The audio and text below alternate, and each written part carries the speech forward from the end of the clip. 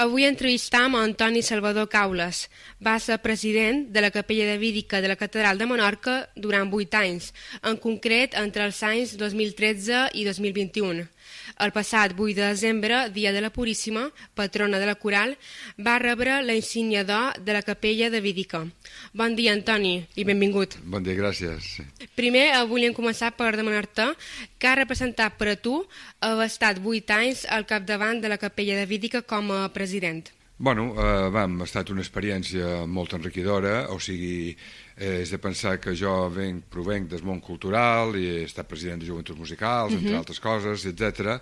I en el seu moment, el 2013, em van demanar si podia presidir la capella perquè estava en un moment una mica baix i bueno, la volien rellançar una miqueta i tal. Jo, diríem, durant els anys anteriors havia estat un col·laborador habitual de la capella perquè jo graf normalment els concerts, direm, en vídeo, i ja tenia molt de tracte amb ells i era soci des de feia molt d'anys. Aleshores, quan me van convidar, vaig analitzar la situació i vam reemprendre una nova etapa, va ser molt important per jo, i allà vaig trobar una família, perquè realment he trobat allà amb 50 o 60 persones, que moltes et coneixes, però et veus ara fent el dia a dia i tal, aleshores va ser molt enriquidor. La veritat és que va ser molt polit. I com definiries aquesta coral tan emblemàtica dins l'àmbit cultural de Menorca?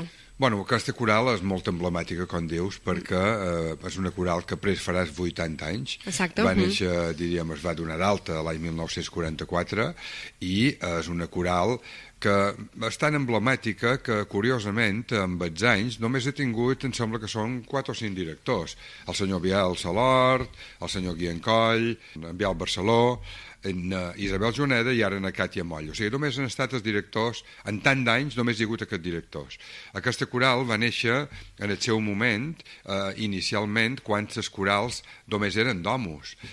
Llavors hi havia el que se'n deien les veus blanques, que eren lots i fiets, i a poc, al cap d'un parell o 3 d'anys, es van introduir les dones. El nucli principal de la coral són dones, majoritàriament. Les dones tenen més participació en la societat i participen molt més en la coral, inclús que els homes. Durant molt d'anys, aquesta coral ha esdevingut una de les principals entitats culturals de l'illa de Menorca, perquè la capella és una entitat, una coral, que a diferència d'altres, el seu vano d'actuació és des de les coses més senzilles i clàssiques a les coses populars. La majoria de corals que hi ha a Menorca canten cançó popular i fan molt bé, però no poden cantar el que canta la capella. La capella té una base, diríem, sòlida i, evidentment, és una coral que en el seu moment participa en els actes de la catedral. Això va ser una de les coses més importants que es van fer durant el meu mandat. O sigui, intensificar més la presència de membres de la coral dins la catedral. Això va ser molt important perquè quan jo vaig agafar la presidència només hi anaven 7 o 8 cantants i ara ja una missa qualsevol d'aquesta de les que la capella assisteix n'hi van 30 o 40. I en aquest sentit, Antoni, un poc en aquesta línia, que trobes que ha aportat i aporta la capella davídica al cant coral de Menorca? Aporta molt perquè, com t'he dit, aquesta coral, diríem, el seu vano és tan ampli que a nivell cultural és la coral que, a més de fer les coses pròpies que fa una coral, intervé amb els grans esdeveniments culturals que hi ha a l'illa en quant a qualitat. Normalment s'associa a l'Orquestra de Cambrilla de Menorca, l'OCIM, que és quan es junten aquestes dues entitats formen una obra fantàstica. Per exemple, aquest estiu, que vindrà, la capella intervendrà en la 9a Simfonia de Beethoven i, per tant, és un orgull per la capella que hagi estat convidada per l'OCIM a participar en aquest esdeveniment cultural que es farà a l'Ítica.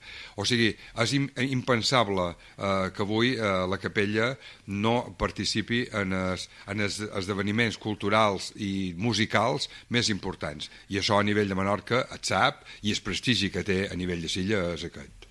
Així és.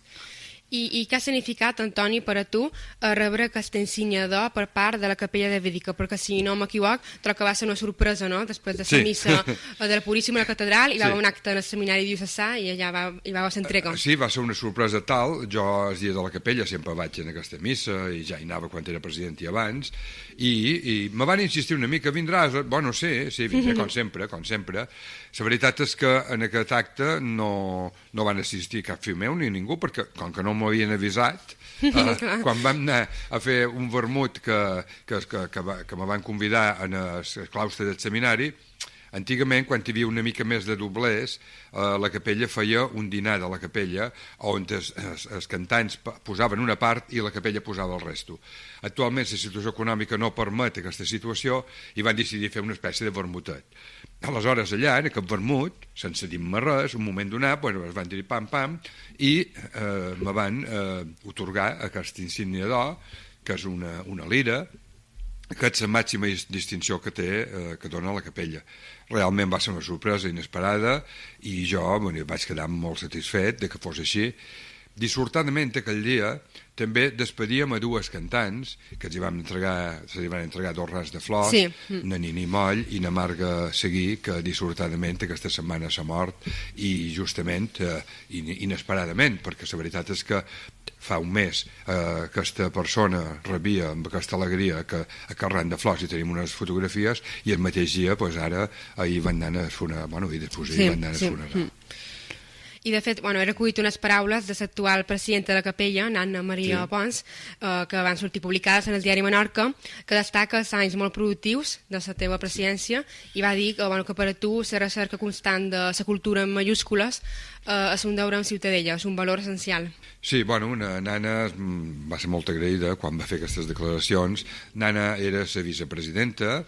Jo normalment, sempre que he estat a una entitat cultural i sempre que l'he presidit, n'he presidit diverses, una de les missions que té un president és deixar una substitució ben aclarida, no deixar-ho penjat, com jo me vaig trobar a la capella, que no tenia ningú en aquell moment. Aleshores, em vaig preocupar que Nana era la persona més idònia per seguir en la capella, com ho està demostrant, i, aleshores és una situació de continuïtat que espero que no defraudi ningú.